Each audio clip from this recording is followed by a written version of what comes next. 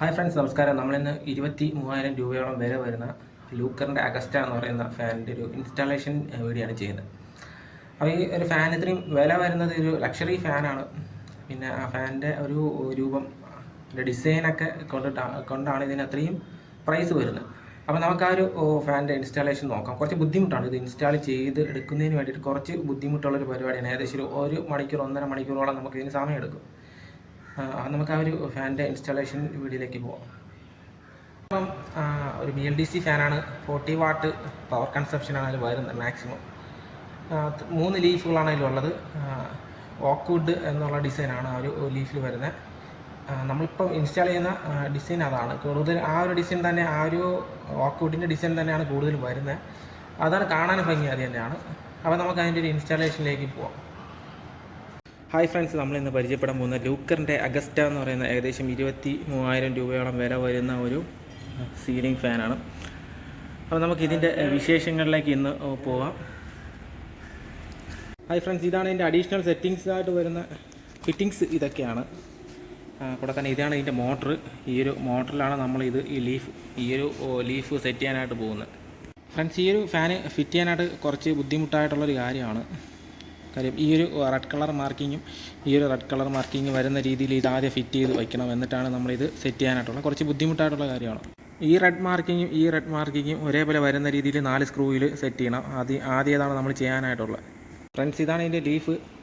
ഇങ്ങനെ ഒരു ബെൻഡ് ചെയ്ത രീതിയിലാണ് ഈ ലീഫ് വരുന്നത്. ഓക്ക് വുഡിൻ്റെ ഒരു ഫിനിഷിംഗ് ആണ് ഇതിൻ്റെ ലീഫിന് വരുന്നത്. അപ്പോൾ നമുക്ക് ഈ ലീഫിന് സെറ്റ് ചെയ്യാം. ഈ ലീഫ് നമ്മൾ ഈ രീതിയിൽ ആദ്യം ഫിറ്റ് ചെയ്യണം. ഇവിടെ മുകളിൽ ചെറിയ സ്ക്രൂ 2 സ്ലോട്ട് കാണും സ്ക്രൂവിൻ്റെ. അതുപോലെ അടി സൈഡിൽ വലുതായിട്ടുള്ള 2 ഇത് കാണും. നമ്മൾ അതിൽ വേണം ആ ഭാഗത്തോടെ 2 സ്ക്രൂ സെറ്റ് ചെയ്ത് ആദ്യം ഒരു ലീഫ് സെറ്റ് ചെയ്യാൻ. അങ്ങനെ മൊത്തം 3 ലീഫാണുള്ള 3 ലീഫും സെറ്റ് ചെയ്യണം. ഇത്രയും വില കൂടി ഫാനാണ്. അപ്പോൾ നമ്മൾ ഫിറ്റ് ചെയ്യുന്ന സമയത്ത് നമ്മൾ ശ്രദ്ധിച്ച് വേണം ഫിറ്റ് ചെയ്യാൻ. ഇല്ലെങ്കിൽ ഫ്രണ്ട്സ്, അപ്പോൾ നമ്മളിങ്ങനെയാണ് ഇതിൻ്റെ ലീഫ് സെറ്റ് ചെയ്യാനുള്ളത്. ഇതിൻ്റെ ഫ്രെയിമിൻ്റെ മുകളിലും തൊട്ട് താഴെയുള്ള ഫ്രെയിമിൻ്റെ അടിയിലും അങ്ങനെയാണ് സ്ലൈഡ് ചെയ്ത് കയറ്റുമ്പോഴാണ് നമ്മളത് കയറ്റാനുള്ളത്. എന്നിട്ട് സ്ക്രൂ ഫുൾ ടൈറ്റിൽ മുറുക്കാൻ പാടില്ല, ലൂസായിട്ട് മുറുക്കുക. എന്നിട്ട് അലൈൻമെൻറ്റ് കറക്റ്റ് ആയതിനു ശേഷം മാത്രമേ 4 സൈഡിലുള്ള സ്ക്രൂവും 2 സൈഡിലുള്ള സ്ക്രൂവും വളരെ കൃത്യമായിട്ട് മുറുക്കാൻ പാടുള്ളൂ. നല്ല ടൈറ്റ് ചെയ്ത് മുറുക്കണം അതിന് ശേഷം.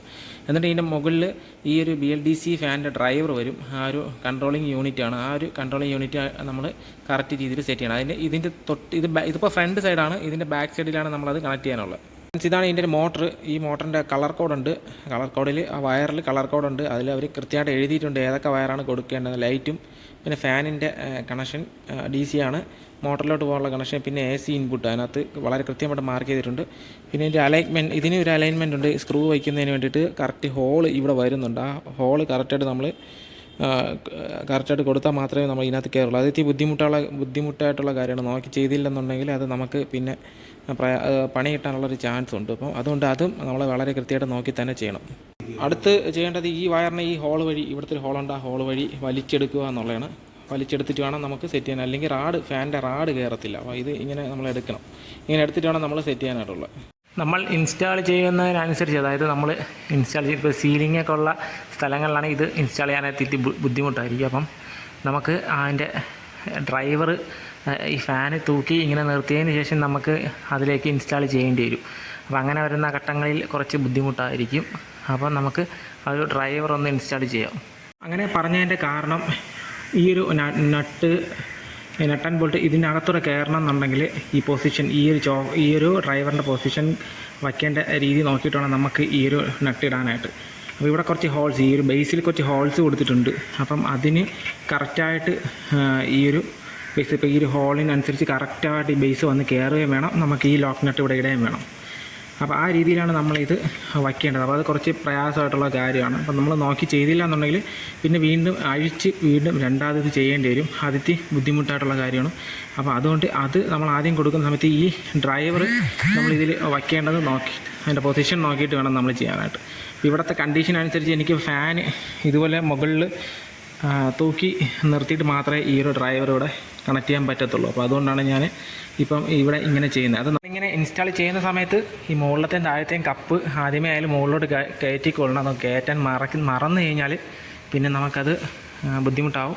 അപ്പോൾ അതാദ്യം നമ്മൾ ഇത് ഫസ്റ്റ് ഈ ഒരു റാഡിനകത്ത് കയറ്റി വെച്ചിട്ട് ശേഷം മാത്രമേ ഈ ഫാൻ എടുത്ത് നമ്മൾ ഈ കാണുന്ന രീതിയിൽ തൂക്കി ഇടാവൂ.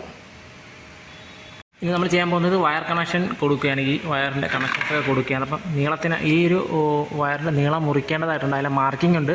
ആ മാർക്കിംഗ് കൃത്യമായിട്ട് നോക്കിയിട്ട് വേണം നമ്മൾ ആ വയറൊക്കെ മുറിച്ച് ഇതിനകത്ത് കണക്റ്റ് ചെയ്യാനായിട്ട്. ഫ്രണ്ട്സ്, നമ്മൾ ഫാനിൻ്റെ വയർ കണക്ഷൻ എല്ലാം ചെയ്തിരിക്കുകയാണ്. അപ്പോൾ ഫാനിൻ്റെ ആ ഒരു സൈഡ് ഓക്കെയാണ്. അപ്പോൾ നമുക്ക് ഈ കപ്പ് താഴേക്ക് താത്ത് വയ്ക്കാം. അപ്പോൾ അത്രയും തന്നെ നിൽക്കുള്ളൂ, കപ്പ് ഇനി താഴത്തില്ല. പിന്നെ വരുന്നത് ഫാനിൻ്റെ അടി സൈഡിൽ നമുക്കിവിടെ ഒരു ലൈറ്റ് ഫിറ്റ് ചെയ്യാനുണ്ട്. അപ്പോൾ എൻ്റെ ബേസ് ഞാനിവിടെ ഫിറ്റ് ചെയ്തിട്ടുണ്ട്. അടുത്ത് ലൈറ്റും കൂടെ ഇത് ഫിറ്റ് ചെയ്ത് കഴിഞ്ഞാൽ നമുക്ക് ഈ ഒരു ഫാനിൻ്റെ വർക്ക് ഫുള്ള് തീർന്നു. ഈ ഒരു ഫാന് സെറ്റ് ചെയ്യാൻ ഏകദേശം 1.5 മണിക്കൂറോളം സമയം ഇപ്പോൾ എടുത്തിട്ടുണ്ട്. കുറച്ചും കൂടെ നല്ല ഇതൊക്കെ ആണെങ്കിൽ നമുക്ക് സൗകര്യത്തിനുണ്ടെങ്കിൽ 1 മണിക്കൂർ കൊണ്ട് നമുക്ക് സെറ്റ് ചെയ്യാം. ഏകദേശം അത്രയും സമയം എടുക്കും ഇത് ചെയ്ത് വരാനായിട്ട്. ഓക്കെ ഫ്രണ്ട്സ്, നമ്മുടെ ഫാന് ഞാനിവിടെ ഇൻസ്റ്റാൾ ചെയ്ത് കഴിഞ്ഞ് നമുക്കിനി ഇത് ഓൺ ചെയ്ത് നോക്കാം. ഇതാണ് എൻ്റെ റിമോട്ട്. അതിന് ഇതുപോലത്തെ ഒരു 12 വോൾട്ട് ബാറ്ററി, ആൽക്കലൈൻ ബാറ്ററി ആവശ്യമാണ്. ആ ബാറ്ററി വെച്ചിട്ടാണ് നമ്മൾ ഈ ഒരു റിമോട്ട് ഓപ്പറേറ്റ് ചെയ്യുന്നത്. ഫ്രണ്ട്സ്, അപ്പോൾ നമുക്ക് ഫാനൊന്ന് ഓൺ ചെയ്ത് നോക്കാം. ഇത് 1 ആണ്. 1-ൽ നമ്മൾ ഓൺ ചെയ്യുകയാണ്.